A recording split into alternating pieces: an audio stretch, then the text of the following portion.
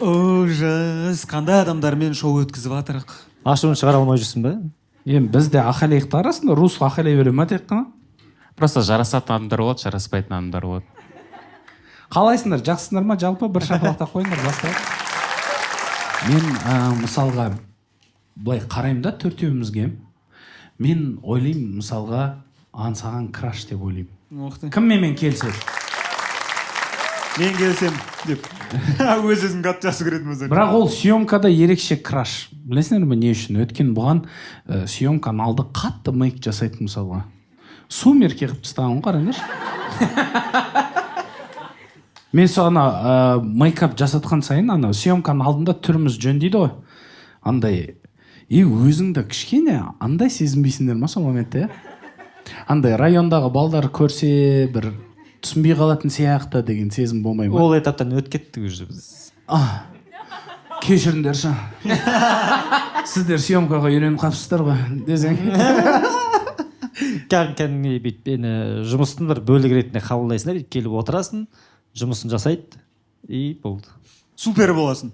Супер, лайк. Жоқ, мен жалпы кез келген өз-өзіңе уход жасау кішкене бір ұят нәрсе сияқты дейтін нәрсе жоқ па? Ер адамға өз-өзіне уход жасау. Менде мысалы өмір бойы термен проблема. Мен қазір 3 слой тоналканың астында отырмын по идее. Иә. Но осының бәрі неге деп ойлаймын, себебі мен жас кезімнен бетке уход жасау. Гейская тема деп айтатын едім андай. Қорқыт жүрдім. Уход жасамаймын андай. До конца. Гейлермен қорқыт жүрдім. Гей деген сөзбен қорқытпапты мен әлі. Гейская тема. Алматыда жер сілкінсе, значит, рус айнаға қарап тұр да, бұл гейская тема. Бетімді сонда бүйтіп до того уход жасамайсың бет. Кірсабымен жуғаның үшін бетіңе міндетсінесің ғой. Мен сені жудым да, өзің шуыма деп ше андай еще Нью-Мексикода жүрген кезде баяғыда Америка. Кешірші. Все. Тағы бір рет айтшы, қайда? Енді 10 жыл тыңдаймыз история. Excuse me, where? New Mexico, Albuquerque. Amigo. I know. Сол жақта неде климат сондай сухой болды. Мен келген кезде мына костяшкаларым қан болып жүретін, как будто туылседі. Айттың ғой, білеміз. Мына бәрі қан болып жүреді. Айттың. Қаншасыншы рет айтып жатыр бұл әңгімесі? 9 рет айтты. Тұра тұр, 10 рет айтып жіберейші. Альбукерке дегенде 134 рет айтқан. Шетелдегі бір сөздерді қосады да әңгімелерді айта береді. I know, but the point is, guys, point айтайыншы, тұра тұрыңдаршы, бетім жыртылып, қан болып жүреді, и даже бір рет бетіп, самолеттен түсіп, темекі тартып отқаным ғой. Сол кезде темекімді алып қалған кезде ерім жартысы жұлып кеткен ғой бетіп. Ондай айттым ба не? Темекімен бірге ерінің жартысы? Ерінің қалай жұлып кеткен. Сонда деймін да, сонда магазиннен барып, бетіп не алып, крем алып, бетіме жағып, маған западлы көрінетін. Из-за этого қан болып жүретем. Сіздікі кішкене радикализм екен енді. Сен айтып тұрсың, до того андай деп до того не то сияқты. Менде ол қатты болған кезінде, и бетіме вообще қарамайтын едім ол кезде. Маған сол кезде күттай жағу, андай шошып кететін. 2 апта бұрын ба? Жоқ, мен өтірік радикалистпін ондай жақтан ше. Мен ең бірінші универге түскен кезде Тараске бір досым, Айдын деген досым бар, атын айтып тұрып позорын шығарайық деп. Айдын досым өз андай етін ше. Біз 9 бала тұратынбыз бір однушкада универ кезде. И андай болады ғой, бір универ кезде квартираға кірген кезде стенаға тиіп кетсең бір ауру жұғуы мүмкін ше, ана квартиралар сондай. Шығып кеткенше андай бәрі быт болып жатады, бірақ бір бұрышта деп сон джинсылар тұрады ше. Сондай достарың бар ғой, андай қаттандай тап-тинақтай бар ғой, үйден шыққан кезде как будто всегда тап-таза. Вот сол бар ғой, сорлы ақшасы жоқ болса да, бірақ 7000 теңгеге өзіне доктор Жарт дейтін умывашка сатып алатын ше. Мен соған таң қалатын, жейтін тамақ жоқ бізде ше. Қайдан келдің дейміз. Стипендия алған күні қайдан келдің айтпайды. Қалтасынан аппақ бәлесін шығарады ғой. Бәріміз басына чамыз. Сен гейсің болды, сен уже артқа жол жоқ деп ше. Сен жана жағында жуасың бұл мен деген. Приколдардың бәрін уже неттік. И сосын андай да, бәрі қатайып, сөйтсе бәрі бір-біртіндеп, жаймен содан алып, жуып көрген ғой керек. Мен де есімде андай, жуынып атады да ол бейт. Қарап отырым, андай несімен ше бейт. Көпіртіп жуып атыр да. и че прям тазарып кете ма не бетің прям и че прям пипец влияниясы бар ма не деп ше андай жаймен келесің қане фу аха фу деді жо ондай емес гон сияқты мынау эме жук көресің ба дейді ше андай бір сектаға тартқан сияқты жо қой 1 минуттан кейін анан действительно жарқырап қалады екен бетің деп уже по-любому сөйтіп сөйлей бастайсың сосын ол этаптан өттік уже подоконникта 2-3 доктор жат пайда болды 2-3 бала да пайда болды 2-3 бала құшақтап жатасыңдар бүгін мен сетевуха екен деген иә, бүгін мен сенің умывалкаңды жағам сен менікін жақ деп екең бір-біріне или ол этапта ол басқа нәрсе бізде андай нәрсе болған мен кішкентай кезімде детский крем жаққам да соның бәрі детский крем бәрі умывалка детский крем сыворотка детский крем короче только детский крем ұра береді бала болғансың ғой сен просто өскенге дейін детский крем жақтық қой сөйтіп ана 11 класста да детский крем ұра береді антошка дейтін сияқтарды ше бүйтіп ұра мен де андай умывалка жағына өтіп кетіппін умывалка жағына мен уже бертін келе бір 2-3 жыл болды өткеніме мен өз басым андай болатын короче мен өзім қатты пайдаланбаймын көп нәрсе жаңағындай менде тері жаңағы сухой дейді ғой тоже сондай болды андай болды ғой бір сабынмен жуынасың да потом бетіңе қарасаң бүйтіп терілер бүйтіп шығып тұрады ғой бойынан артынан новый тер тұра ма бүйтіп андай еще андай ақ жарыққа шықсаң одан да қатты көрініп тұрады ғой ё-моё деп сөйтіп мамаға айтып бірінші рет маған андай детский крем алып берді тоже міне бәсе крем жағып бастайсың еще детский кремнің 2 түрі болатын біреуі қатты сасық біреуі иісі жоқ мамаға айтады мама иісі жоғын алып келіп берші деп сөйтіп иісі жоғын жағып аласың нормально спокойно жүресің и анандай ауылға барғанда апайларым андай қолдарын лакпен бояйды жаңағындай бүйтіп қарап отырамын мына мұрын шұқитынды давайте қарап отырамын да әкеш бояп берейінші деймін алаңда бүйтіп саусақтарын бояп беремін сөйтіп өстім да сосын өзімдікін біреуін бояп берді ол просто бүйтіп әке мен саған бояп көрсетейін сондай бірдеңесі бар жоқ бояп көрсетейін әке саған бояп көрейік деп оларға да қызық қой андай жігітті бояндырып көрейік деген оларға да қызық қой давай саған мейкап жасайын мен деп алдап андай сулап бірақ енді боятқан жоқпын бетімді но андай саусағымды бердім мойындаймын саусақ бердім бүйтіп бір саусағымды ал көрейік деп 10 саусағым болды біреусін бердім подождите де өзі 10 саусағым бар оның 4-5-еуі боялған десең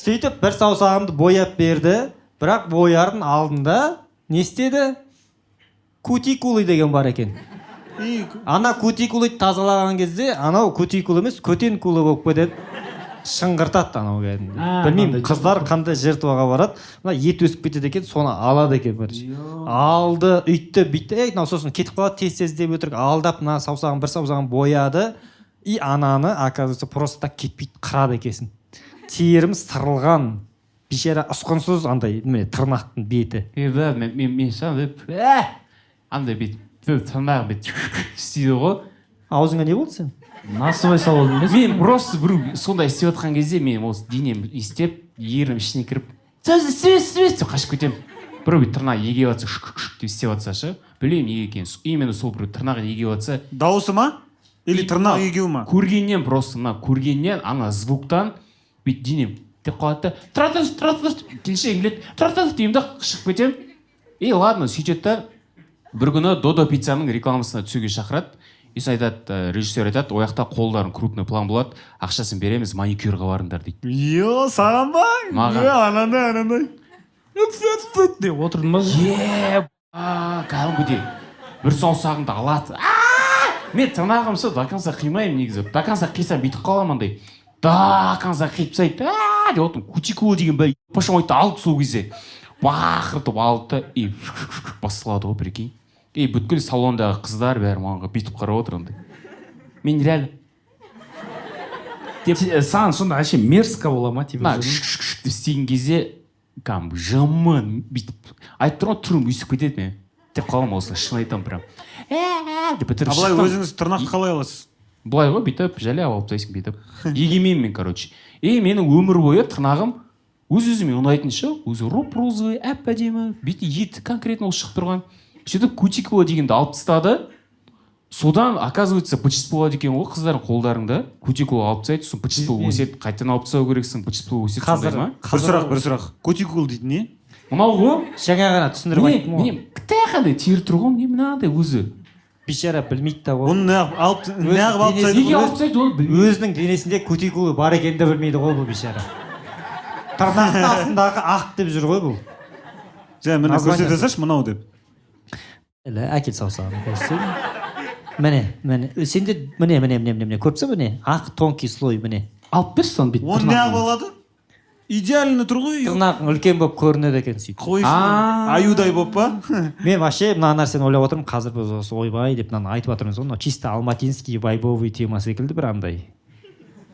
Мен лично есімде ғой енді андай ауылда жаңағы мал бағып бүйтіп, мал бағып емес енді, мал бағып қатты кетпей қойын. Бір стройкада жүрдім да, мысалы бір моменттерде семейде стройкада жүрген кезде қазір сендердің айтып отқан әңгімелерінде шай ішіп отырып стройкадан бүйтіп қос қойып тыңдаймын да, иә, мына айтып отқан әңгімемізді ой шешкәс, мынау не дейді, мынау узкий әңгіме емес пе біздің айтып отқан? Жоқ, как минимум одан келесі этап бар ғой. Ол стройкадан кейін шығып бүйтіп келіп жігіттермен келсем деп өзіне маникюр жасаса. Жоқ, біз мыналарды байқадың ба, кішкентай бір затты бүйтіп күттай мнениені бұрсаң, сразу ар жағын айтады да андай. Да, ну, мир не состоит из черного и белого, бро. Жоқ, келесі этапты айтпақшы болдым да мен. Әйелдерің пайда болды ғой. Одинокий, понятно. Сенің әйелің бар, Құдайға шүкір. Сенде, менде. Кстати, біздің бүгінгі гриміз жасаған, ол менің әйелім. Иә. Калифорния секілді краскали. Заготовкілер кетті. Ана жаңағы со әйелдерің пайда болғанда өмірлерің қатты өзгеріп кеткен жоқ па? Жалпы ваннада твою мать, сендер кімсіңдер деген жоқсыңдар ма кірген кезде? Мен де сондай. Мені бір жыл үйретті еще. Мынаны жуасың, потом мынаны жағасың, потом мынаны жуасың жатқан кезде болды миымда тың деп атады уже. Я деймін да. Арасында любой біреуін аламын да шығып деймін да жағымда все міндетсініп кетемін. Все нормально істедім деп. Сонда ақса зубный паста болып шығамын. Нормально, қол кетті қой. Да, мен сенікі рахат екен, менікі наоборот, анан бір жан қолым жарылып жатыр. Крем бере тұршы бір креміңді деп ше. И ана бір мықты крем какой-то навороченный. Соны ашып қалсам, не его деп ше. Саған андай арзандықтарын қалдырып қоямын. Андай. Фука крем ше, бұрышта ешкім керек емес байқасаң ал. Қолданбай кеткен оны. Жартылай сығылған ба? Ананы ашасын бетіндегі кремдер бет қатқаған уже құм болып шығады. Әйелің бір алып пайдаланып ұнамай қалғансың, саған беріп, сондай. Мен сондай, мен бір рет жалынып, жан маған андай спадағыдай заттар істеп берші деп сұранып алғам. Соны бетіме маска жасап, мә рахат екен. Мен телевизордан бір рет андай влог түсіргенде Азамат Мұсагалиев танисыздар ғой, иә? Азамат Мұсагалиевтің бір съемкада жүреді да. И съемкада патчи деген нәрсе бар екен, андай көзін сіңген кезде көзінің астына байланып тағып алады. И сол нәрсені көремін де, мынау немене деймін де. Мен де осылай жүрсем ғой, съемкаға бір жерге баратып, астына бүйтіп салып алып деп ойлаймын ғой. И бір күні әйелім маған айтады, таңертең тұрамын, көзім ісіп тұрады ғой.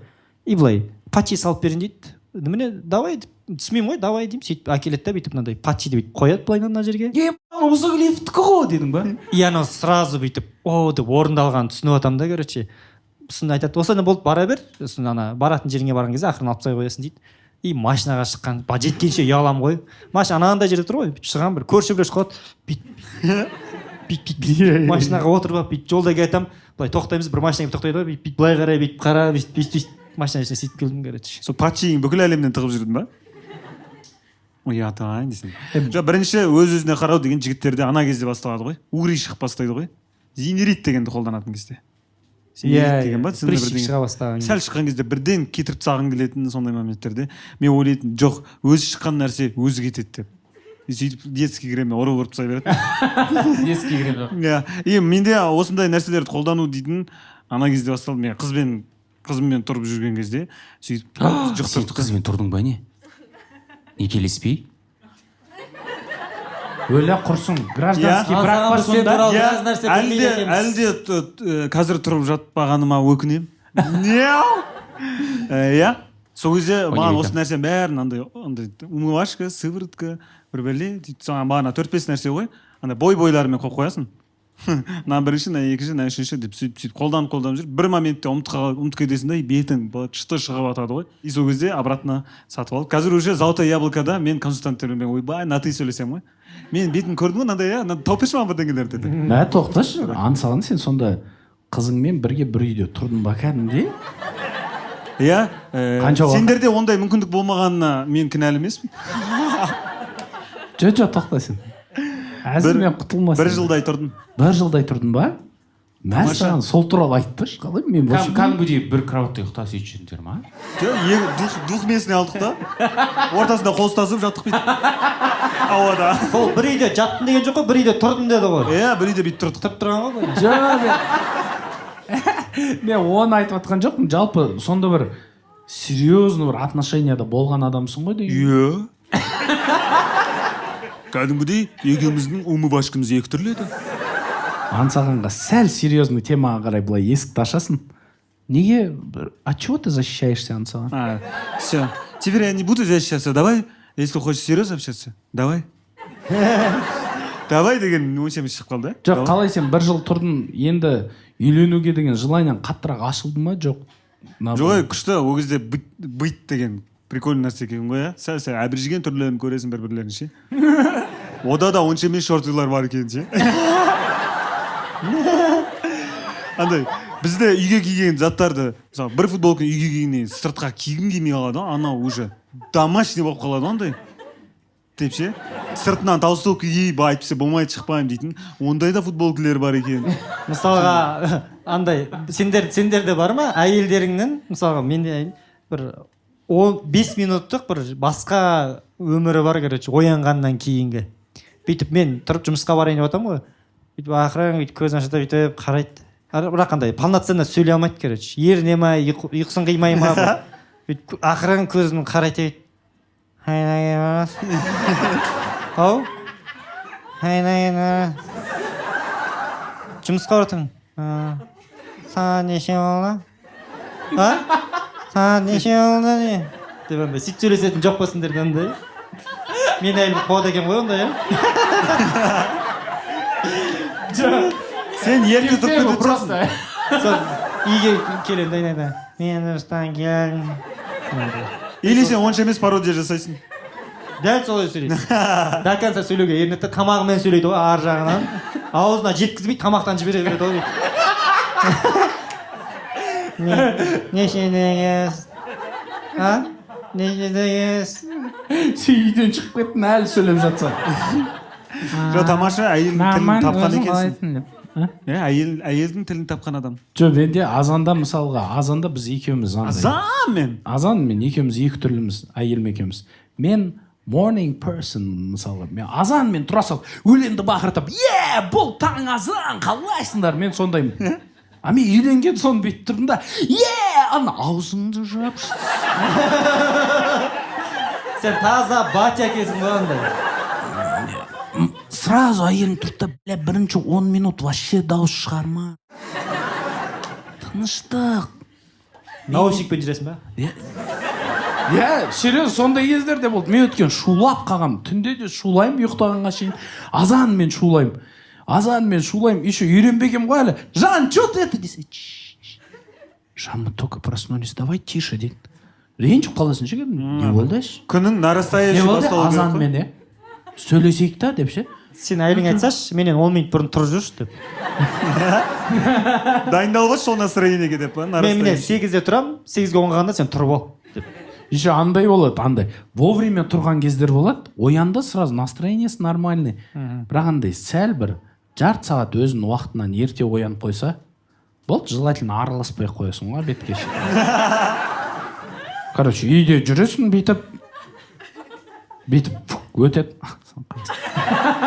өзіңмен өзің короче тірліктерін істеп жүре бересің выходной күні ғой а так ана жанамен де таңғы 8-де кетемін ғой мен тренировкаға ол кезде вообще андай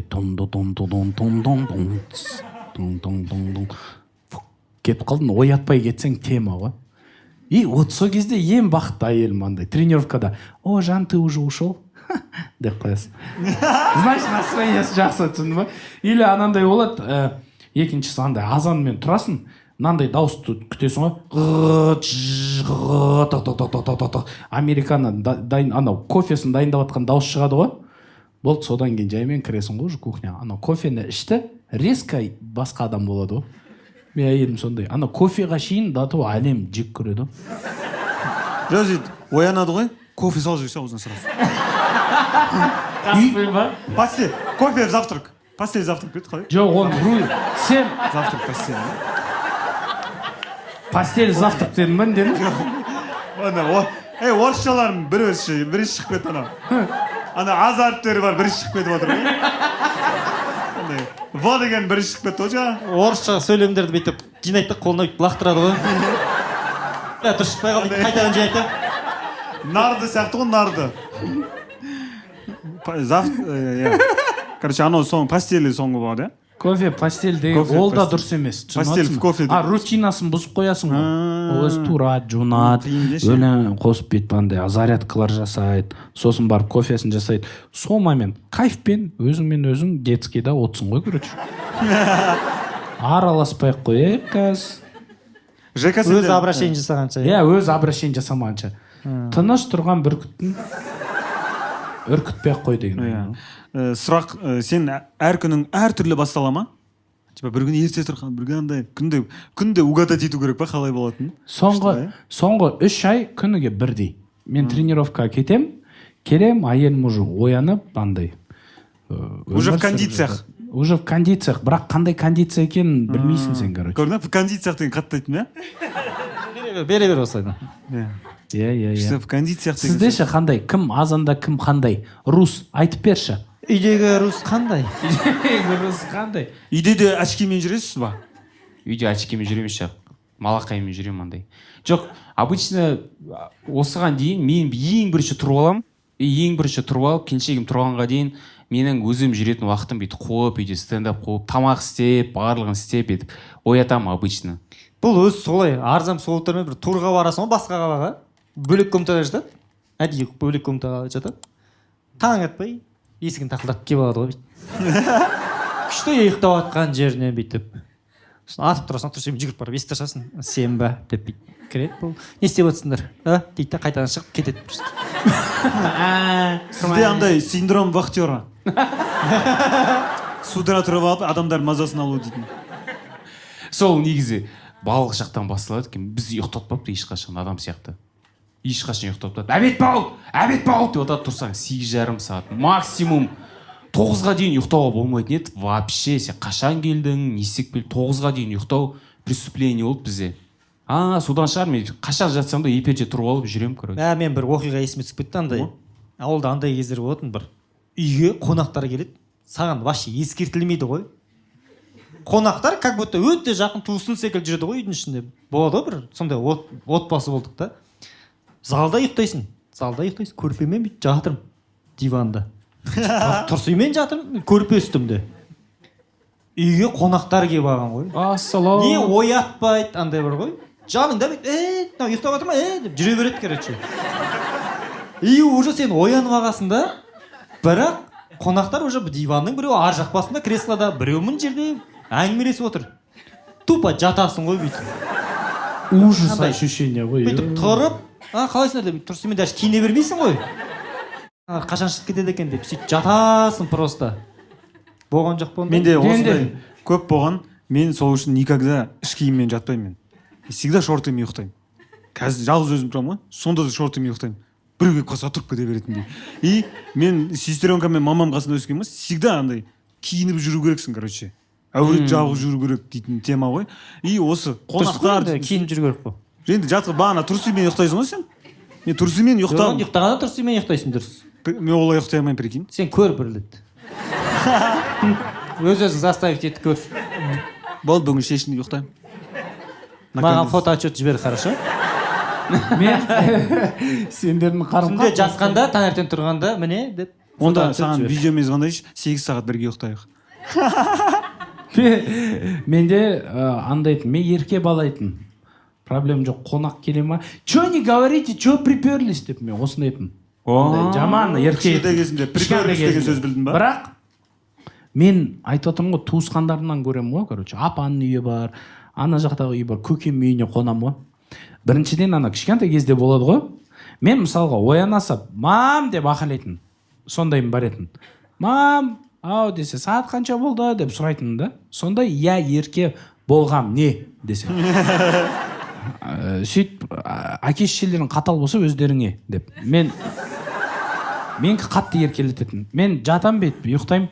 И көкемнің үйінде оянам да, яғындай тупняк болып бет сендерде. Туысқандардың үйінде оянасың, бірақ өз үйімде жатырмын деп ойлап қаласың 5 минутқа. Болмаған ба? Болды. Сондай тупняк қой, мен оянам да, мам деп ақылаймын. Сходу ақылап береді маған. Ұйықтап отырып, қаузын жапшы депші. А мен уже оянып қойдым. И көтінді қысып 2 сағат қарның ашып, трусымен отырасың. Бәрін оянған күтіп. Вот соны жек көретін.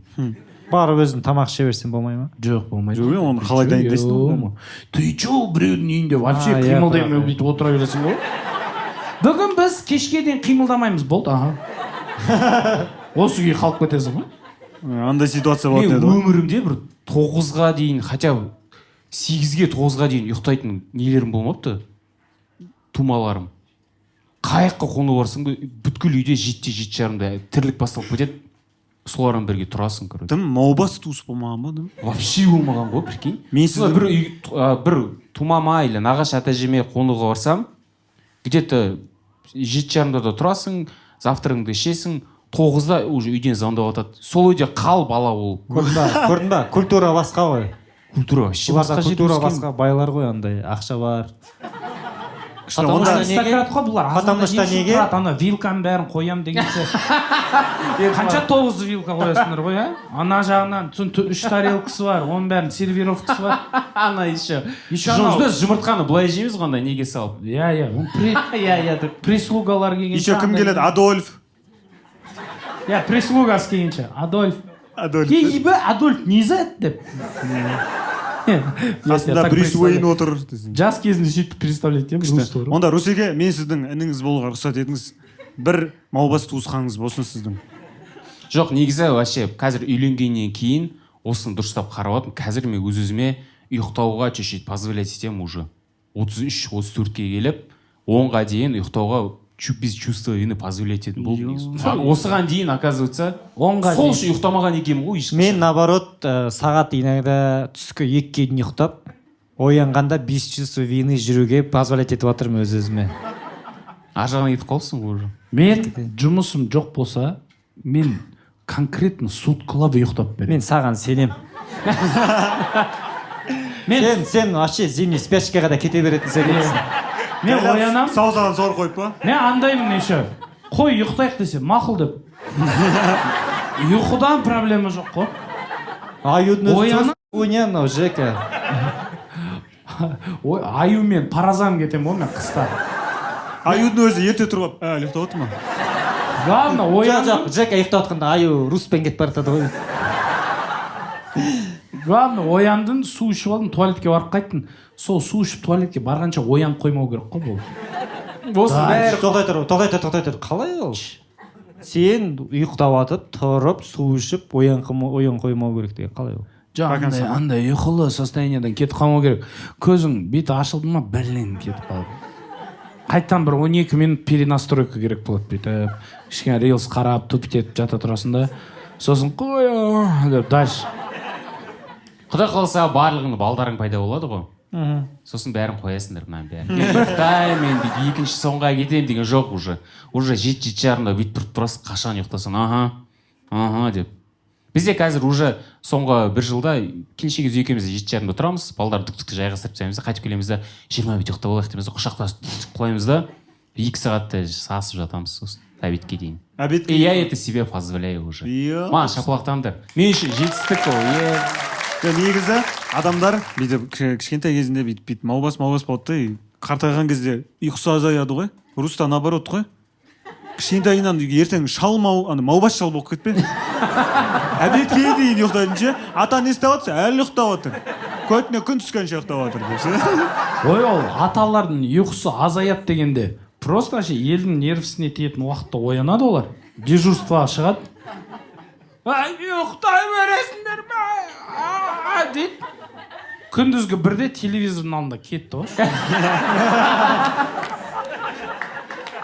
Солай, әжелер, аталар солай. Мен апам, Күні бойы ұйқы ғой. Күндіз целый день шелеп. менің апам кешкі сағат 9-да турецкий сериал көреді ғой. Бүйтіп қосып қояды да көріп отырады да. Қарап отырамын ғой, ұйықтап отырады соң. Апа, ұйықтап отырсыз десем. Жоқ, нормально. Дейді. Неге мойындамайды? Мойындамайды, сөйтіп до конца көріп шығады, уже анау андай сериал бітеді да, сағат 12-де деп тұрады ғой андай, полоска болып. Ұйықтап отырады ғой бүйтіп. Апа, кино бітті ғой уже. Дейді да, бүйтіп қарайды да, телевизорды өшіреді да, розеткасынан бәрін суырады да, бүйтіп барады да, жатып ұйықтап қалады. Таңғы сағат 10-да соны қайталайды киноны. Сериалды. Таңертең шай ішіп отырып көріп отырады ғой. Түнде ғана көрдіңіз ғой, апа? Дұрыс көрген жоқпын мен дейді да. Қайтадан көреді. анау не деген күшті балалық шаққа апарып тастады. Сол ғой, апам. Сразу ана беззаботный болып тұрмын бүйтіп. Апам жаным еді, андай. Өзінің коронный жері бар етін отыратын. Ешкім отырмайтын ол жерде. Тек қана ең жақсы көретін немересі отыратын ғой.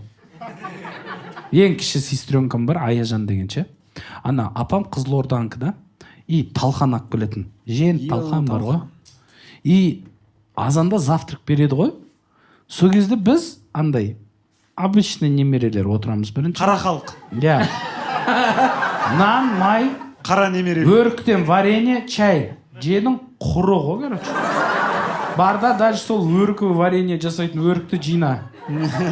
Өзіңе варенье. Ертеңге варенье істе өзіңе. Күніге ғой өрік жинайсың. Есік алдын сыпырасын, мал қоран бар, тазалайсың, короче. И поляға құрайсың. И сол азанда ана тамақты плотно ана нанға таласып тұрып жейсің. Яғни өрікке кетіп бара жатқанда артында ең кіші немерелердің қадамдары естіліп жатады ғой.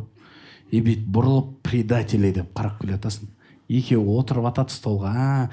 Апа бетім, деп талқандарын шығарады.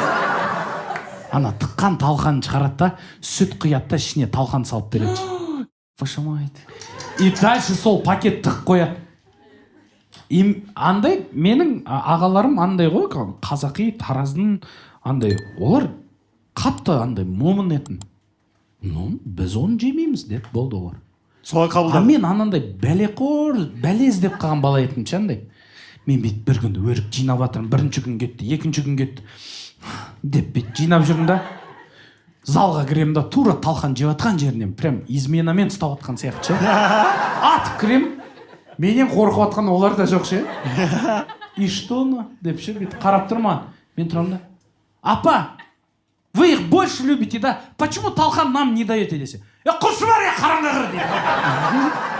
Я тебе че обязана, деді ма? Жоқ, ашын дейсті, құршы қараңға қыр деді. Бұлар кішкентай ғой, бірақ жасарамыз. Сүйегін қатайтып жатырмын мен бұларын, құры бар деді. Көтінді қысып, өрік жинап жүрмін, но бұмен біткен жоқ. Екінші күні менде план болды. Мен үйге кірем, как будто өрік жинағаннан қазір футболкамды ауыстырайын деп беттім. Апа ана талқанды күніге ана пакетті бір жерге апарады. Я должен был узнать дислокацию. Мен қарап алдым, складтың ішіне, холодильниктің төбесіне тығып қояды екен апам. Сол күні бар, бүкіл талқан жеп қойдым. Молодец. Ойлаш. Дұрыс. Талқансыз апа. Сосын ертесіне оянам. Талқандадым. Апа талқалды. Апа талқандалды. Апаның талқанын талқандадым. Сосын ол мені Талқандады. Мен азанда оянам енді ертесіне. Скандал күтіп жатырмын. Күні бойы ішінде тревога ше. Бірақ ана талқан того стоит болды да ше.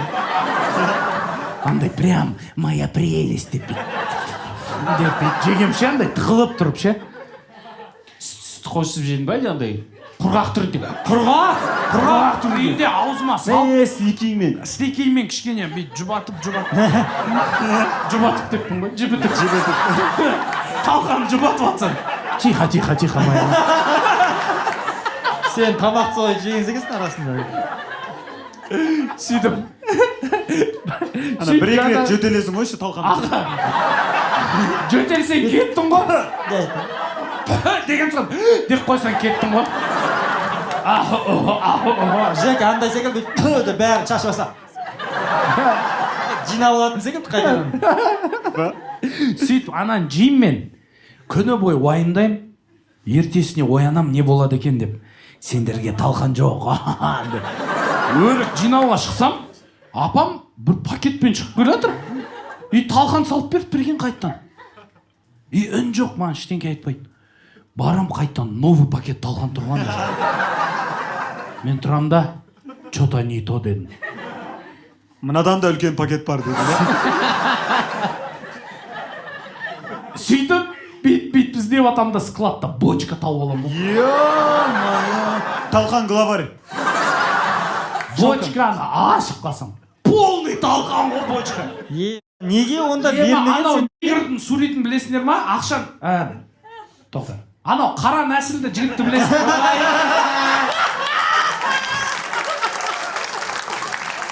Көтін ойлады деген осы қадірмен.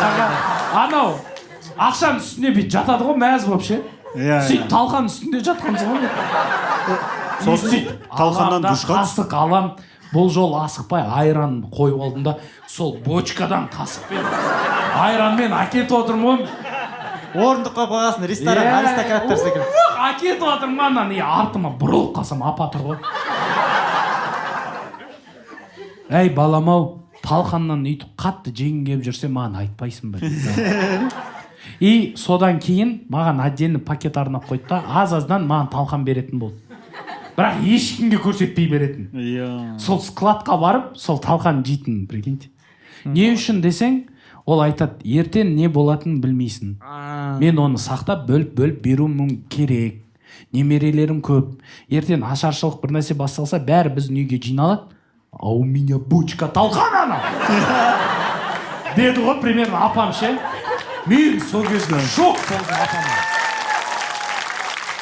Сен сонда местный қазақтың астерикс болып тұрсың ғой, я? Бочка талқанға кіріп алып.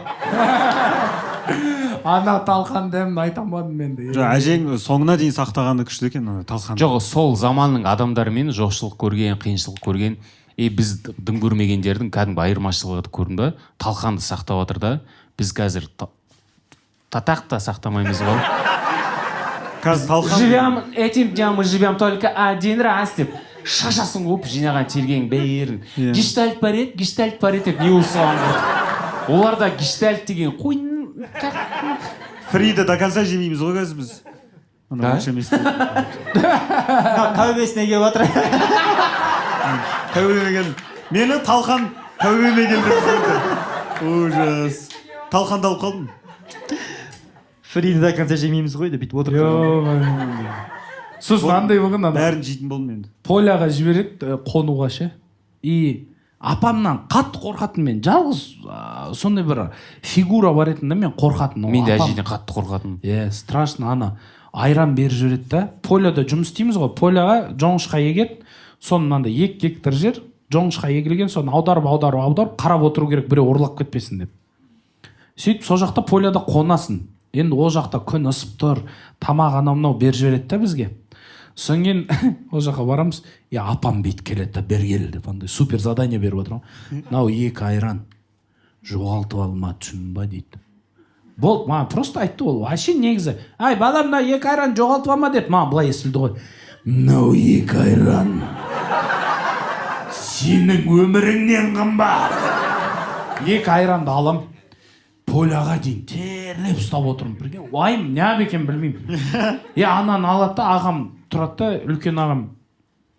Анда издевательство ғой ауылда жалпы. Армия сияқты, қолына түстің ғой, кеттің ғой, короче. Мен городской екенін білет, қаным түседі ғой. Мынау 2 айранда анау арыққа салып қой, мұздай болып тұрсын дейді. Анаған веревка іздеп, қалай салам. Извините, холодильника нету деп жүрмін мен. У вас у УАЗике холодильник жоқ па сонда деп. Сөйтіп ана веревканы іздеп, веревканы тауып байлаймын бутылканы. 2 литрлік бутылка ғой. Ол кезде кішкентаймын. 12-демін ба, 11-демін ба сондай. Анам байлаймын, короче. Ана тастың астына байлаймын да, екеуін былай түсіремін да, короче, суға ше. Түсіріп атып, арыққа фук кетем ғой өзім, прикинь.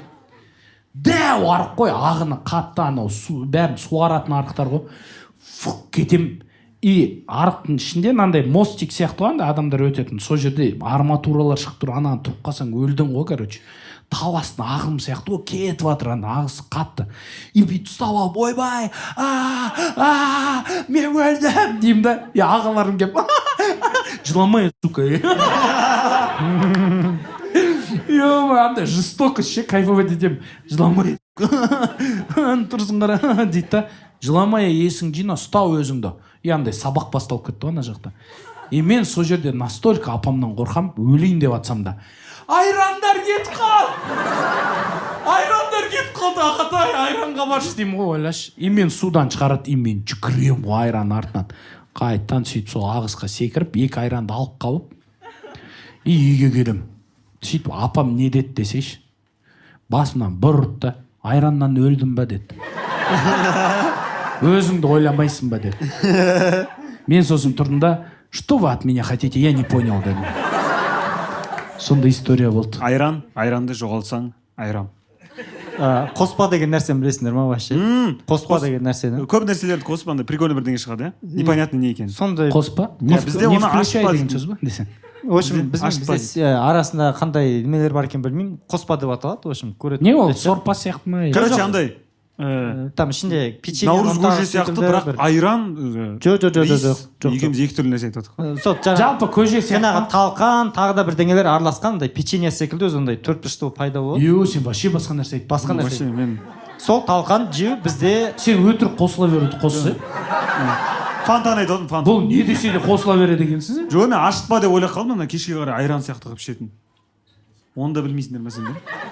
Кола. Айта берші. Сөйтіп андай тәтті бірдеңе жегің келеді ғой ауылда жүрген кезде. Короче, апанан ең, білмеймін, апалар өзі всегда бір кино ойнаған жақсы көре ма, иә? Всегда бірдеңе тығып, так ананы тауып алмасын, ана немері мына жерге тықсам уже алдында бірле тауып алған білет, так мен басқа жер күнде бір план құрып, басқа бір тығатын күшті жер іздеп тауып алып, сол жерге тығып, менің жұмысым сол тыққан жерін тауып алу болатын, короче. И мен бір күні брачкама мен өзім шақырып аламын да, апаны қараймын, апа ана ар жақта пештің ішінде нан істеп жатыр екен, бүйтіп нан салып жатыр екен. Брачкам шақырып аламын да, өзім туған брачкам. Қазір мына ішіне кіреміз да, мен білем қай жерде қоспа тұрғанын, соны екеуміз бір көсектен алып аузымызға салып шығып кетеміз деймін ғой. Болды дейді да. Ақырында келеді тұр ғой баян. Апан жақта істеп жатыр екен, мен шийтіс отырамын, давай кір деймін. Кіреді. Сен брачканы кіргізіп жібердің. Брачкамды кіргізіп жіберемін да, өзім де жүгіріп барамын да, үстінен аламын да, брачкам аузына біреуін саламын, өзіме біреу қолыма ұстаймын да, есік жабамын да, бүйтіп шығып кетіп, енді аузыма салып жатқан кезде апа алдымыздан атып шығады ғой бүйтіп. Кім алды да сендерге қоспаны дейді. И мен не істерімді білмей, просто бүйтіп брачкаға қолмен көрсетемін ғой баян. Мен ешқашан ожидать. Сен черт екенсің ба? Мен ешқашан күтпеген нәрсені істейді ғой. Апа бүйтіп брачкама ашуланып кетеді, бүйтіп қарайды да, бетіне шапалақ деп қарс еткізеді ғой. Ойлаңдаршы, 3 миллион тұратын қоспа еді ғой. Ойласын. Нешедесіңдер? Мен бір 16-дағымын деді. Сен 16-дасың ба? Бәйтөйтсің ғой мынауың, е? Сен өзің бір қоспа істеп алатын уақытың болды ғой сен. Іні нешеде? Іні менен 7 жас кішкентай. 9 жасар баламын. Болмайтын нәрсеге тартып, еще он не доверяет никому из-за тебя теперь, ты понимаешь? Типа, бүйтіп көріспесеші, бүйтіп. Жа еще Тиконың мұрты бар ғой ол кезде уже, мұртың бар ғой сен 16-да. Мен уже анкета толтырып тастағам. Мектепте берген анкетаны. Жо, досым ол былай көрсетіп тұр ғой, действительно мынандай ғой примерно. Содан. Білмеймін, неке просто жеймін да бүйтіп, алдына шығып қалды бүйтіп, не істедім, кім алда бірдеңе, ойбай дедім да, просто бүйте салдым. Қас, бәрі тез болып кетті, жылап жатыр, быт-шыт. И ана брачкам ана травманы настолько өмір бойы әлі өзімен бірге сақтап жүр, жасы 23-те ғой қазір. Келген сайын, қалаға апа келген сайын, апа білесің бе, сен ол кезде сен мен бетіне шапалақпен тартып едің ғой деп, апан жасы 80-де ғой уже. Апа былай отырады ғой, енді ол кезде енді мен байқамай, енді кешір, енді мен әдейі істеген жоқпын. Апа сен бүйтіп едің ғой, енді кешір енді. Мен жасым 80-де қазір енді ой кешір енді естіп апаң әй ағаң черт екен.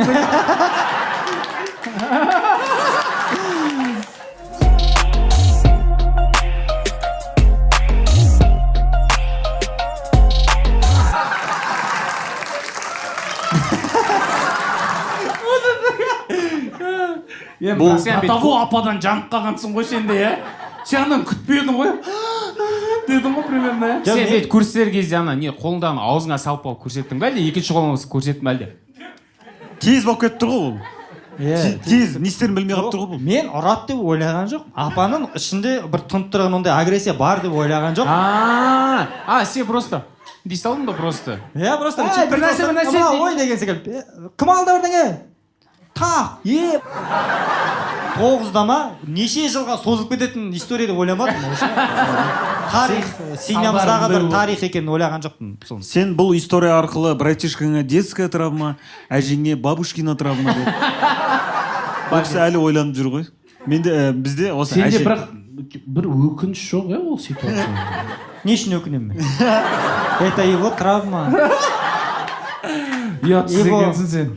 Бұл границаның ар жағында ол. Сен сөзіңмен айтқанда. Бұққап қайттан ұрып жүрсе обратно. Апа бүйтсе сосын қоя себе. Йома, немерелерден таяқ қаласың ғой жаңа. Күшті әже туралы күшті история айтасыз. Мен де бір история айтып берейін. Менің әжем тоже осындай бағанағы әдемі нәрселерді бәрін тығады ғой. Печенье, кәмпит, каракум, ярче дейтіндерді туған күндерде ғана көретін ғой. Ярче деген вообще ярче деген бүкіл андай династияның үстінен қарайтын кәмпиттер еді. Сол ғой, анау деп шығарушы еді оны. Особенный туған күндер. Саған кеп телефон алып берейік па или ярче ма десе, ярче де қалатын шандай.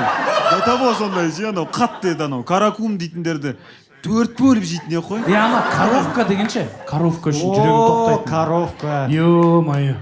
Коровка. Бұл нан сияқты еді ғой. Бір бұрышын бүйтіп жұласың да, анан жейсің.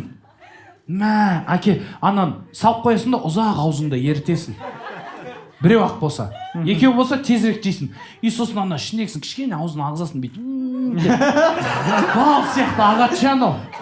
Сөйтіп бұрыш-бұрыштан жаймен әкетесің. Терлеп кеткенсің уже, и соңғы жан фүк салып жересің. И аузың до того уже дәмді, тәтті болып атқан кезде шаймен фүк дейсің да. Бірақ көп ішіп қоймау керек шайды. Өткен ол бетіндегі тәттіні алып кетеді да, бірақ әлі де аузыңда кішкене коровка болып тұрады, ше. Коровка бар ма? Жеканың тамаққа деген махаббаты қандай, иә? Бір нәрсені жеуді қалай сен сипаттадың, иә? Бала кезде хладнокровие деген ойын ойнап едіңдер? Ондай сөз болмаған бізде. Хладнокровие, не? Иә, хладнокровный болуға тырысасың ғой. Короче, ыстық шай болады. Мынандай печеньені алып аласың да, ананы тығасың бүйтіп. Идеальный консистенция болған кезде шығару керексің. Чтобы анау үзіліп кетпеу керек шығарып атқан кезде. Или Титаниктағыдай деп анау кетіп қалмау керек. Иә. Но в то же время бүйтіп алып шығып жеген кезде анау ортасы қатты болмау керек, короче. Бүйтіп ұстап тұрасың да, ляга шығармасам мынау түсіп кетеді. Жоқ, шыда, тағы да кішкене ұстау керек. Деп бүйтіп алып шығасың да бүйтіп аузыңа салып. Осы қой деген. Анау идеальный нені ұстаған кезде кайф қой. Или ішіне қалып кетсе, анау чай. Печенье араласқан шай ішесің ғой. Мыраш шай болады анау. Ана арасында дәуді. Сөйтіп жұтасың ғой. Бізде ондай кезде бірден шабалап. Сен апаң не болды жаңа? Короче, апам.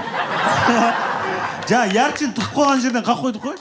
Сөйтіп каракум ярче андай вафлиларды бүйтіп дық деп сөйтіп тықып қойған жерлер білесің ғой, кухняда примерно екен. Арахисовый вафли ше. Арасында енді күніне бір ярчеден артық арахисовый паста дегенге бармаппын мен ше оған дейін. Арахисовый вафли дем. Вафли. Осы вафлиге махаббатым енді қатты. Анау шифонерді ашып кухняда өзі. Шифонер ма? Шифонер идеальный сөз ғой. Гарнитура емес. Шифонер. Ана шифонерді ұрсаң в ответ ұрып жіберетін шифонер. Беті лакированный. И бүйтіп тоқ деп жалып кеткен лаги ше. Сол ғой. Еще ол шифонер. Еще ол шифонер әже жақта ғой. Есігін ашып атқан кезде ашып атыр деп ашып атамын.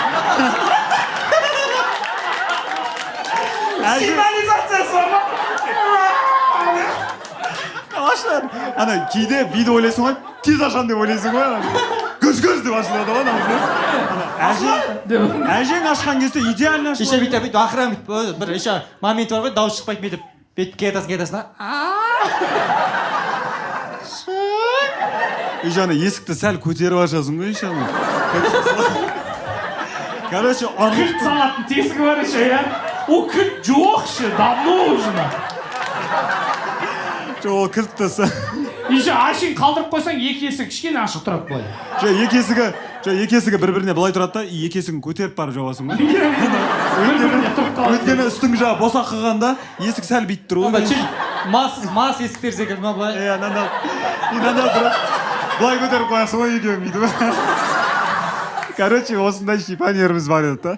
И соның ішінен күніне бір ярче ғой. Одан артық ұрласаң уже біліп қояды. Өзі үші уақыт ше. Жайлап сөйтіп ұрлап жүр. И сол бір күні үйге андай алады ғой. Деу шкаф алады ғой. Андай шифонер, ортасында телевизор тұрады, екі жағы ашылады, стеклянный бір жағы андай деп. И сол ярчелеріміз сол жаққа көшеді ғой. Кухнядан таппайсың да оны, уже залда тұрады анау. И қай есікте екенін білмейсің ше ананың. Көп есіктер бар ғой. Ана жаққа кетқанда біреуін ашында жақпаса, білмеймін, бұндай емес ә. Ананы тексеріп, ана мұндай емес ә деп тексере алмай, соңында біреуінде екен ау деп. Сода осыға енді келіп ұрлайын деп атқан кезде уже өзі алып шығып атады ше бүйтіп бүгін ярче жеңдер деп. Жоқ болып кетеді ана шайдан бұрын бүйтіп. Просто шай ішіп отырады. Мен нағашы апам ше сондайдан мастер спорта черный пояс қой ше. До того артық кететін ше, компьютерді сақтайтын да, до того анау компьютер уже жеуге жарамай қалатын. Шіріп кететін кездер болады. Енді шірмесін деп ысырапшылдықтан біз қорғайтынбыз апаны. Жаман ниетіміз болмады мысалы. Бірақ енді апам тыққанда күніге ауыстыратын ғой орнын. Мен түсіндім, жақында апамды түсіндім ғой, нағашы апам. Ол мынандай моментті күтеді. Ертең бәрі жопа болған кезде бет. Все нормально, братишки. Все под контролем деп. Ақшасында сондай. Қатты сақтап қарайды да ше. И жақында бір көкеме бір ақша жаратты да. И апа берді да сол ақшаны. Менде бір тиын бар еді. Сындыш деп мен мамама. Ай сындыш.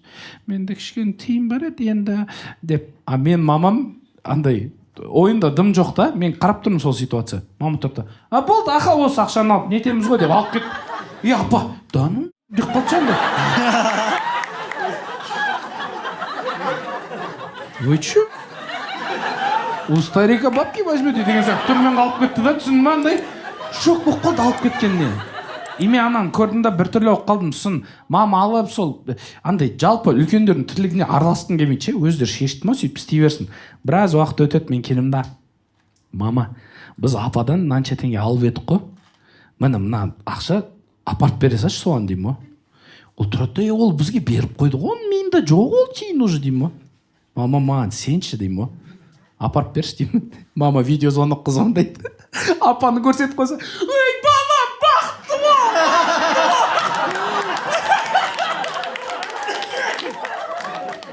Бақытты болғыр, ананы ешкімге айтпа, мен тық қоям, ана неге бұлар бәле қылады ғой сосын.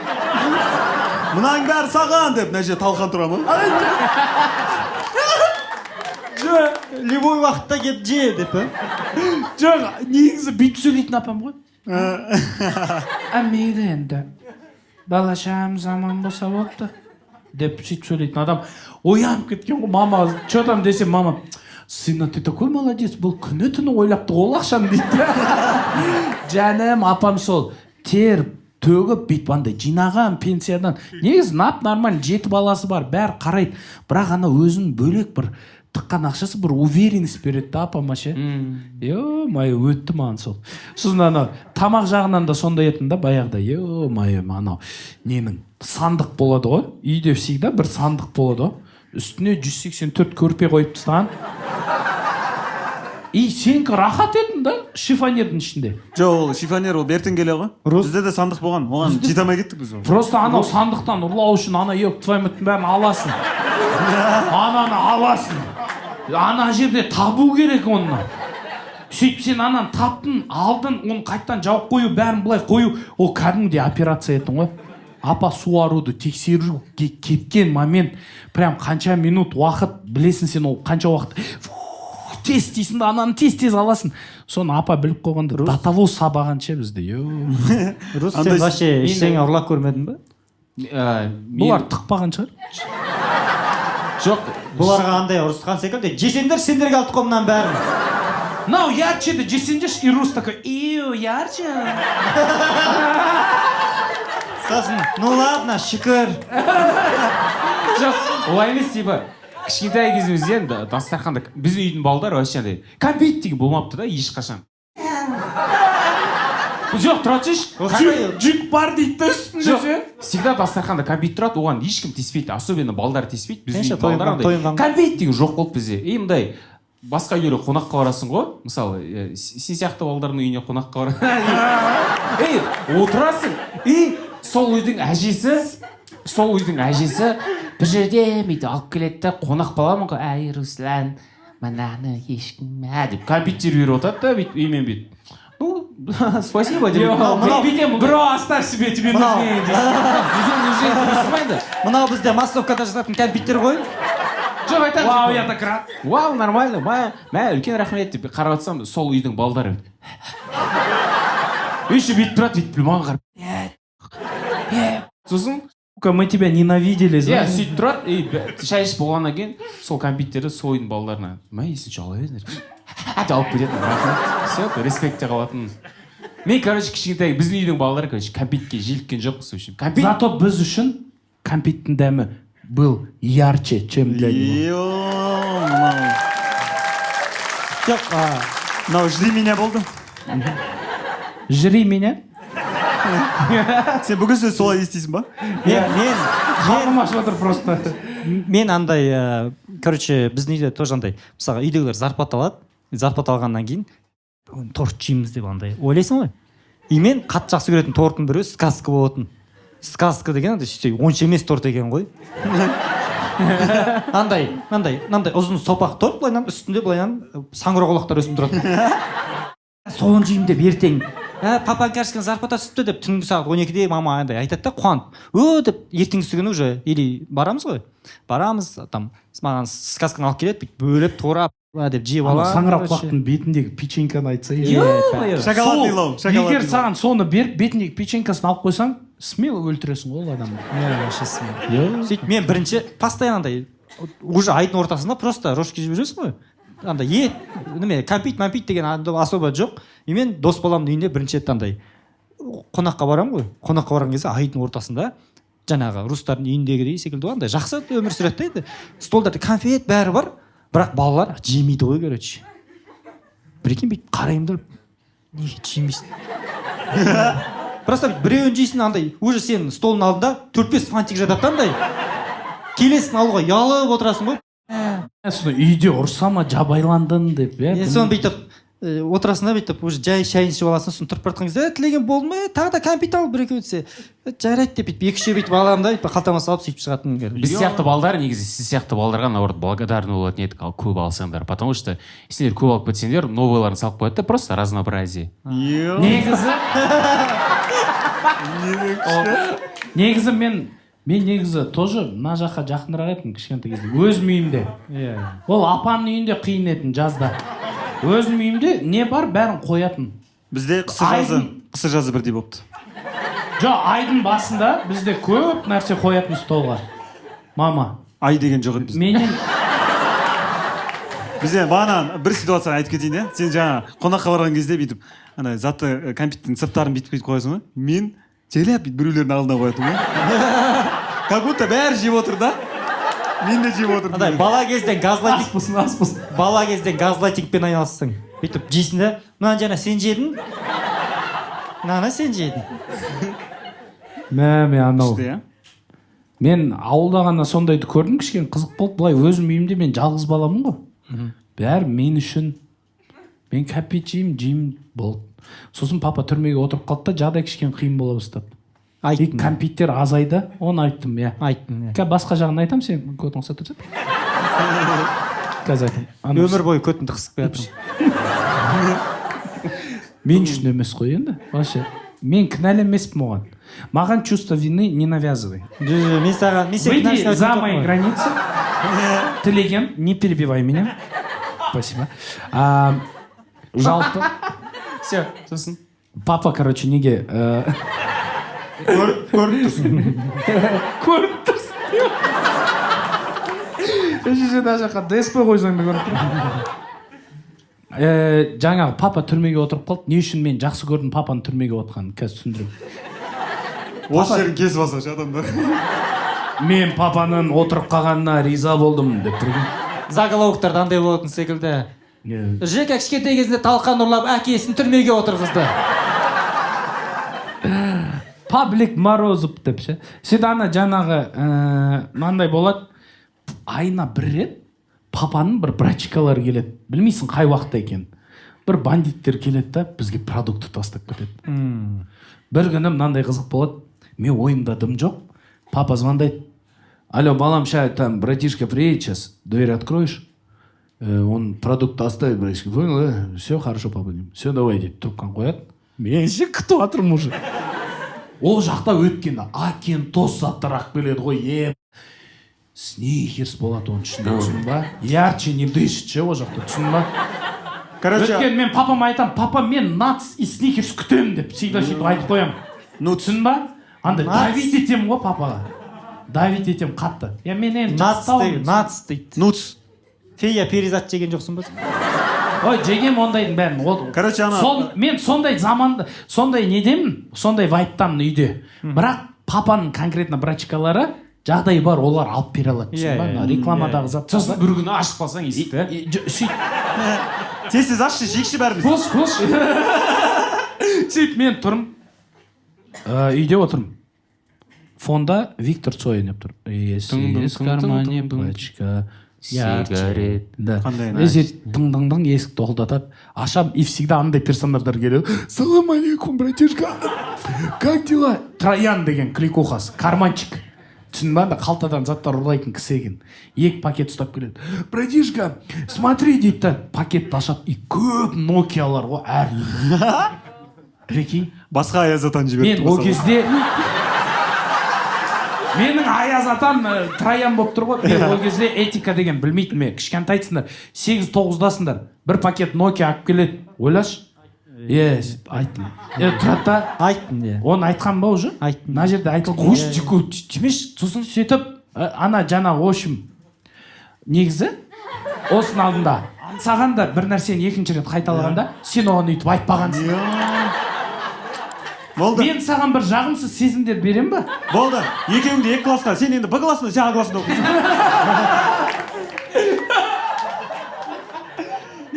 Болды. Екеуің басқа парталарында ауыстырыңдар. Апай өзі сөйлей береді ғой. Сосын сөйтіп, в общем, бір Nokia'ны таңдап алдым ішінен.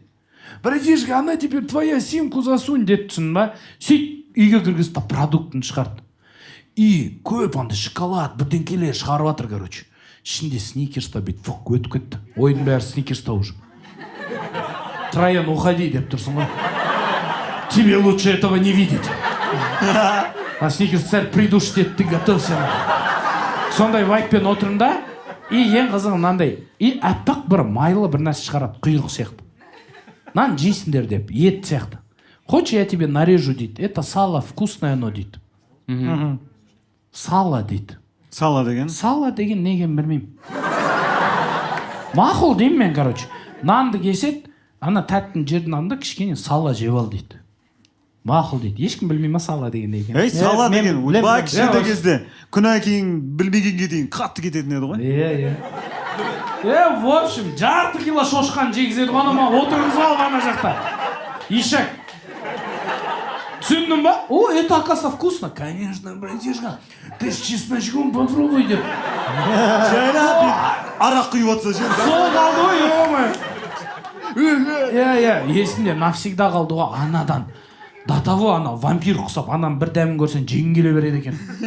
Жарты кило шошқан жеп алғансың. Жайлап өзің шошқа болып баратсың. Ё-моё, как это вкусно, братан, deyip. Все, братишка, вот это маме передашь, дейді. Сөйтіп, папаға звондайды.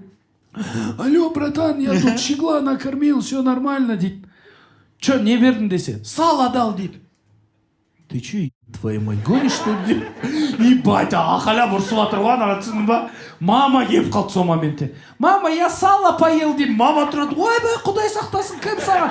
Ай, Троян, негодяй, пошел вон отсюда и пакеты свои забери деп бүкіл тәтті пәтті қолына береді да. маған бір минут үнсіздік берейік. Пакет-сакеттің бәрін қолына береді да қуып жүреді. Нокияшы алып қалдың ғой. Нокияны алып қалдым ғой. Нокия үшін мамамен қырылып кетейін деп тұрсың ғой. Стоять, махан деп. В общем, ананы қуып жүреді. И пакеттің бәрін алып кетті, бірақ есі келіп кетті, потом мен алып алдым шоколадты. Бірақ сол моментте жыладым ғой мен бір сағат. Зачем мен шошқа жедім? Сникерс болды ғой, мама деп. Сондай айына бір рет сондай продукт әкеп тұратын адам болады. Сникерсте де шошқаның майы бар дейді ғой. Білмеймін. Мен ондайды естімеппін. Рус жүрек жараламай отырсың. Күшті, я қалай? Қандай не деген күшті. Бағанадан бері былай қарап тұрсаң 130 теңге тұрады ғой не сникерс. Сондай заттардың барлығын қандай махаббатпен айтып жатырмыз. Ол кезде 130 теңге деген нормальный ақша болды ғой. Қазір де нормально. И сол андай қалай күшті андай сүйсініп отырмын бар ғой сендерге қарап күшті андай. Балалық шаққа бір барып келдім. Рахмет айналайындар. Сен осындай Сен комментарий беріп отырсың ғой. жоқ, ана просто бүйтіп рахметімді айтқым келіп тұр. Сендерге былай рахмет айтпайды екенмін да. Деп қойсын. Ана нәрсе ғой. Анау сондай кішкентай нәрселерден бүйтіп көп эмоция алатындар ұнады маған. Молодцы. Өз-өздеріңе қарап жүруден бастап ек. Умывашкадан талқанға кетіп қалдық, талқаннан анаған кетіп қалдық. Молодцы. Күшті. Просто андай сырттай бүйтіп бағанан бері бүйтіп үндемей отырдым да, күшті. Ұнап қалдыңдар сендер маған. Ой. Үшеуің біздің үйге бала боласыңдар ма? Жайлап бүйтіп тарта алатындар. Апа деген әже ғой, әже туралы бір история айтып жіберейінші. Әжеден қатты қорқатым. Әже андасында Ақтөбеге бухгалтер ғой. Командировка кетіп қалған кезде, сол кезде үйде бәріміз чуть-чуть расслабление ұстаймыз. Апашкелер, ата, мен бәріміз деп видикпен телевизорды, майтофонмен телевизор бірге қосып, екі жақтан деп далада жүрген мышықты кіргізіп үйге шамалы. Әже барды мышық далада жүр. Безбашенный осындар, безбашенный. Сөйтіп шамалы расслабол қыстап жүріп, бір күні кешке Проект X десе, заводи этих кошек! мысық бейшара кіреді үйге шамалы пырлап, мяулап, андай. Сөйтіп әже кетіп қалады, бір күні кешке үйде бүйтіп қызық болып кетеді, кішкентай қағазы жағып, үйдің ішінде бүйтіп жағамын да, деп ойнап отырамын просто. И ата мен апашым көріп қалады. Апа деген Ақтөбеде тәте. Сендерше әпше. Сестра, үлкен сестра, иә? Сестра, үлкен сестра мен атам көріп қалады, айқайлайды маған, қатты айқайлайды да. Әжеге айтпаңдар, бүйтіп қалдырып отырмын ғой. Бірақ әжеге айтпаймыз, ой сенем деді. Бірақ осы последний раз болсын деді. Общениялар мощный, қатты общение болды. Сөйтіп жұтып алдым да, ешқашан не істеуге болмайды. И үйге кішкентай бір сестренка мен братишкам қонаққа келеді оғандай. 2 жас кішкентай, 93-тер. И бір күні сабақтан келсем, екеуі бүйтіп жылап, галошпен далада шығып келе жатыр да есіктен. Ұрып үйден қуып жіберген ғой екеуін. Косяктарың не, че за хуйня айтсам? Біз үйде от жақтық, короче. Сол бізді ұстап алып айқайлады. Ата сенің де от жаққанды айтып қойды дейді ғой. Бүйтіпті ғой олда, иә? Бүйтіпті олда деймін да. Не от жағып атсыңдар? Рус. Мен сабақтағанмын вообще, потом айлар өткеннен кейін сол болып, айқай болған кезде аты да айтып қойды. Кезінде Русланды от жағып ұстап алып едік, короче. Денем мұздап кеткенін бүйтіп көрдім ғой, деп оттым. Оказывается, ана екеуіне бүткіл жын шығарып алыпты әже уже. Добрый вопрос. Ана қуып жібергенде показуха ғой, қарап жарылып тұрған ғой. Кетіп бара тұрған қара деп. Үшеумізді кіргізіп алып, сипап отырып шай ішіп отқан кезде, сенің де жаққаныңды естіп қалдым деді. Ну, давай пропустим деді. Живи, ну. Деп қалдым да. Деп ойлап қалма деп. И сен талқаласың. Ана киноларда, я тебя не буду убивать. Спасибо. Все, деп жатқан кезде атып тастамай ма? Қандай кино көресіз? Мамамның папасы есіме түсіп кетті, атам. нағашы атам комедия етін ол кісі ше, гангстер етін ше, андай кісі етін. Менің нағашы Үйде бәрі гангстер екен. нағашы апам анандай не етін да, ну как она есть, көп өте сондай историялар жалпы. Нағашы апам андай қиын адам, андай ұрса береді ше, апам бәрін короче қырады ғой, түсін ба. Мен андай қарайтын да өмір, атам мысалға барады, балық аулайды, Сөйлей бер, тек сен қара. Балық аулайды. балық аулайды. Сөйтіп мен жаңа ғана балықпен не қылды уақыт болып жатыр. Жо, нормально. Балық аулайды. Әжелер Ойды бөліп тастадыңдар ғой. Қазір енді Атаң балық бар ғой аулайды. әлі уақыт. Прогрессті сәл қысқа тасталамыз бұл. Бәрібір жартысы қалайын деп тұр ары қарай деген сияқты. Сен жаңағы атам туралы тез айта салайын. Мынау темаға келісіп тұр, кейін потом айтылмай қалады. Атам мысалға марқұм ол кісі. Или мен атам жақтырмайсыңдар ма деген сияқты. Мен короче келем, көрем, атам балық аулайды, жұмыс істейді, тамақ алып келеді, бәрін істейді. Сонда да апам ұрса береді да, ай Төребек, бір нәрсе деп. Мен түсінбейтін, неге сондай екен деп ше. Сосын айтады, мына жеңіс қаладан келіп тұр, әкесі өлтіреді бірдеңке оқ қалса, мына баланы ешқайда алмашы өзіңмен дейді. Мен ана жерде мен барам деймін, сразу атамен общениядасың, атам мен алып кетіңізші, не істесеңіз де любой жаққа барам. Точно барасың ба дейді. Я барам дейді. Урал бар етін, короче. Мотоцикл қасында люлькасы бар. Отырғызады да, мынаны апаңа айтпайсың бірақ, я деді. Мақұл дедім. Атам көз жөндеп көрмейді, ойлашы.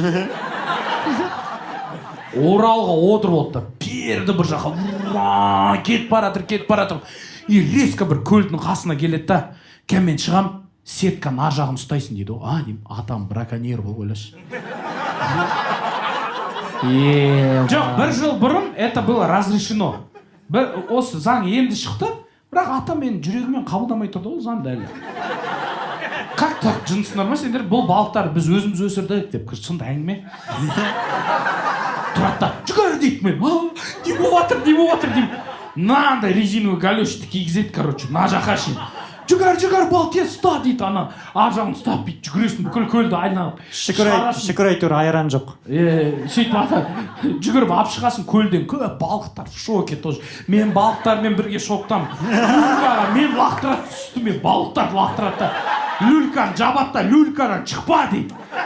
И бол перед, короче, ар жаққа полиция келіп қомау керек қой, түсіндің ба? Балықтар тірі бетіңе бүйтіп жатыр. Мен городскоймын ғой енді, бірақ балыққа үйренген, балық тазалап бәрін қатты жеркенбеймін. Бірақ ана енді прям на руках өліп жатыр да, андай. Балықтардың арасындағы кит секілді жатсың ба? Мамасы құсап сезіндім өзімді. Сөйтіп беріп келе жатыр, базарға қарай келе жатыр, прикинь. Киім ауыстырмай, ештеңке істемей, резко шығасың да, 2 шелек қояды да, шелектің ішіне балықтарды салады да, сол балықтарды базарда сатасың резко. Балықтарды сатып бітіреді, мен уже шоқтамын, травма.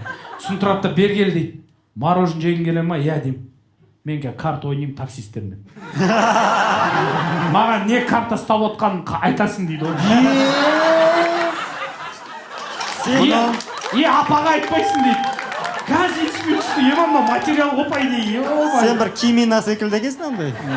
11 друзей оушена болады. Сондай көп негізі сондай моменттер ше. И мен, в общем, атаның қасына отырып аламын бет. Алма жеп отырам. Мынау не дейді? Туз деймін. Тринка ойнап отырды ғой. Туз деймін. Бір нәрсе. В общем, ақшасын бәрін қадалды. Мороженое алды. Яғни бүкіл балықтан 5000 теңге тапты ма, 1000 теңгесін кет кемпіріне берді ғой деймін да. Тамаша. И сосын мен бүйтіп оттым да. Түсіндім мен апаның неге оған ақалай беретінін дедім. Мынау кісі безбашный екен дедім ғой. Барлықтарыңызға үлкен рахмет, сіздермен бірге болған Руслан Тай, Жека Фатбели, аңсаған және Тілеген Еркінбекова. Сау болыңыздар. Жека кадрға сыймай қалды, бізде сіздерге айтатын затымыз бар, құрметті достар. Біздің бағдарламаны қолдап жатқан Easy қосымшасына кірсеңіздер, оны жүктеп, сол жақтан не әңгімені қарасаңыздар, біріншіден жұрттан бұрын 1-2 выпусты көріп жүресіздер. Екіншіден Easy қосымшасы көп көрермендер жинап, біздің бағдарламаны ары қарай спонсировать етеді. Сондықтан, құрметті достар, Easy қосымшасынан да бір рет қарап кетіңдер. Не әңгіме жалғасын. Кәмі? Тут әңгіме бар ма вообще? Бар ғой әңгіме. Ойба, не жоқ әңгіме деген. Жека. Не әңгіме